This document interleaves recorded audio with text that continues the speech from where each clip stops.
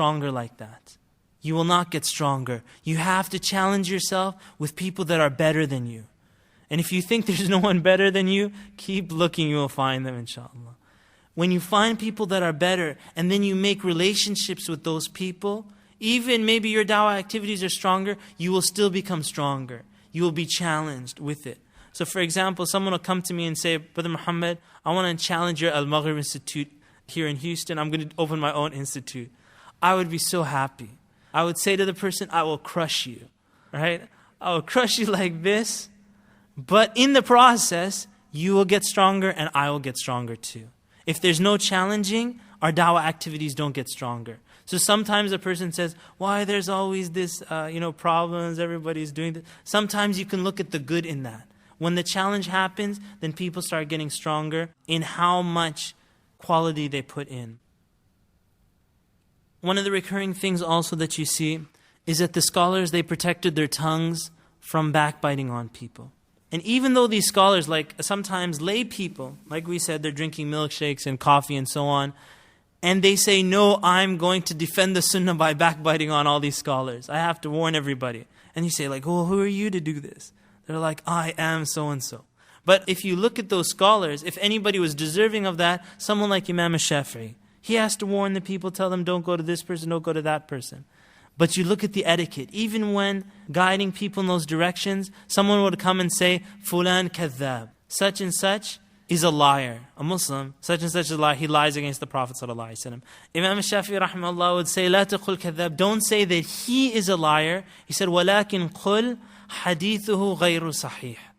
Say that his hadith that he narrates is not authentic. He said, and this is the more correct way of explaining it. In fact, this is a proper negotiation technique. So you want to help someone is to focus on the issues and not the people. Because when this person said such and such is a liar, he was focusing on the personality and the character of the human. But Imam Shafi'i guided him to the principle, and that was that we're trying to protect the hadith.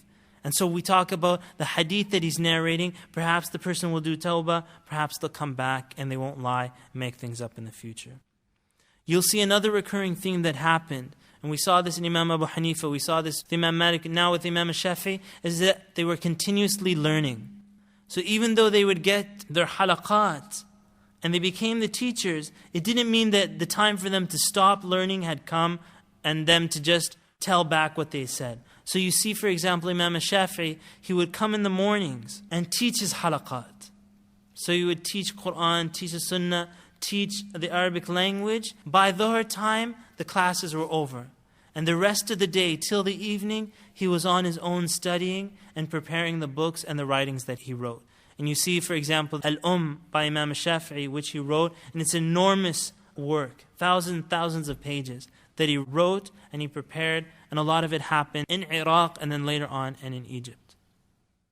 In Iraq, there might have been more debate, but if you went to Medina, there wasn't the same amount of debating that happened. They had different flavors to the knowledge. And that's just natural in any place that you go. People have those different styles. So Imam Malik, rahimahullah, wasn't into the debates, wasn't into people just throwing rhetoric out. It was more of an Ahl al-Hadith type of approach where they say the Hadith, students take it, they memorize the Hadith, and they go forward with that.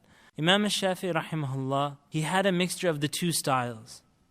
And in much of his life, he was trying to join between the two styles, between the Ahl al-Hadith style, which might have been more stricter, more tougher, and then you have the Ahl al-Ra'i style, which was more debating and more like hiwar and so on and so forth. So he worked very hard to bring the two people together with his own style. And that was one of the intentions of Imam Shafi'i's fiqh. When he went to Egypt, when he went to Misr, in Misr, they had a different style of teaching similar to the Iraq style, but this was the teacher would give a few words at the beginning of the class, and then the class would go into a discussion forum. The class would be a discussion forum, maybe not at the level of the group of people that were with Abu Hanifa, but it was similar. People would talk, people would discuss, they would go back and forth with the teacher. And those were the kinds of halaqas that were there in Egypt. And that Imam Shafi'i, when he went there, he saw there was a lot of other halaqas that were into poetry, that were into stories, things that you might not have seen in Medina or in other places. Allahu A'lam. subhanakallahumma bihamdika ashhadu an la ilaha illa anta astaghfiruka wa atubu ilayk.